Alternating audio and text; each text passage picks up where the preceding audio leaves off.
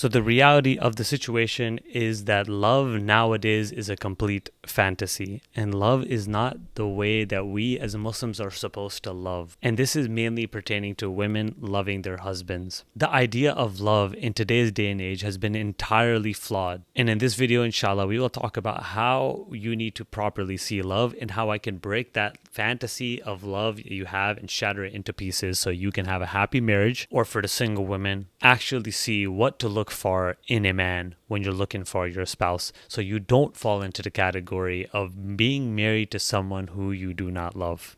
Allahu Akbar. If you have the mindset correct in this from the get-go, or even while you're married, if you have the mindset correct, your heart inshallah will follow and life will become beautiful inshallah. So video is for those who can learn from this. So let's see. Bismillah ar-Rahman ar-Rahim. This is all from an Islamic perspective. So let's begin by talking about how and why love is now a fantasy, how it is now flawed. And you and I need to understand this concept so we can destroy this concept that we've understood this as. We have unintentionally taught ourselves, learned through Bollywood, through Hollywood, and through reading love novels what love is supposed to be and what it's supposed to look like.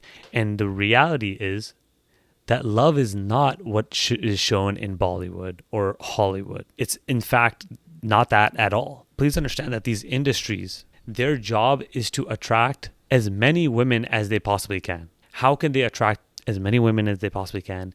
Is by psychologically making them become attached to the hero in each and every story. Otherwise, the women are not going to care about the movie.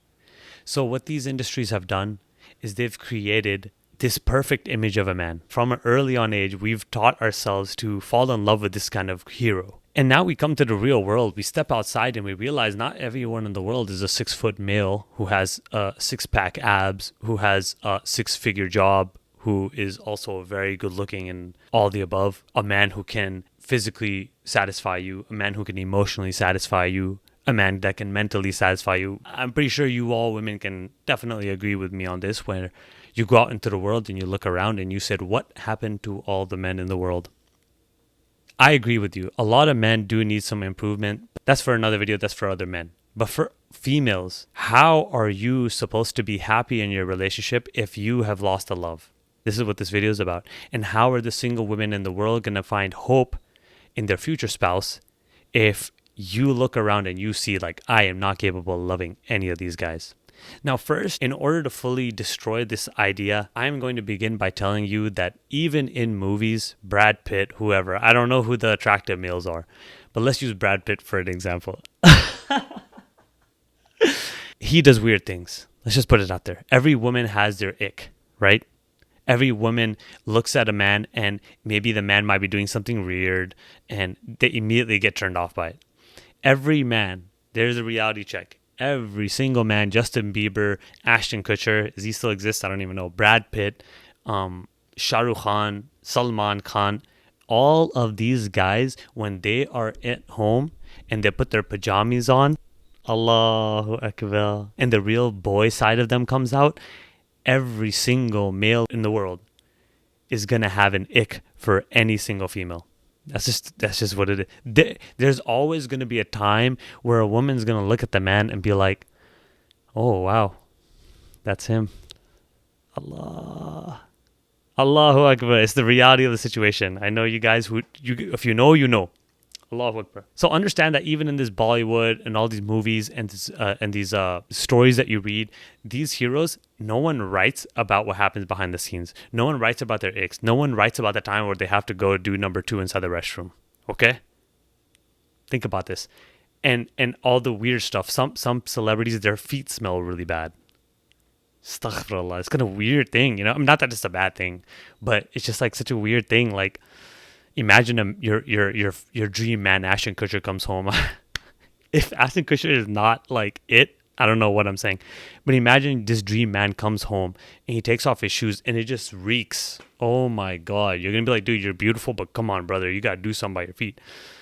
Women have this thing. Okay? And no man in the world can satisfy a woman 100% when it comes to not having any type of ick. Okay?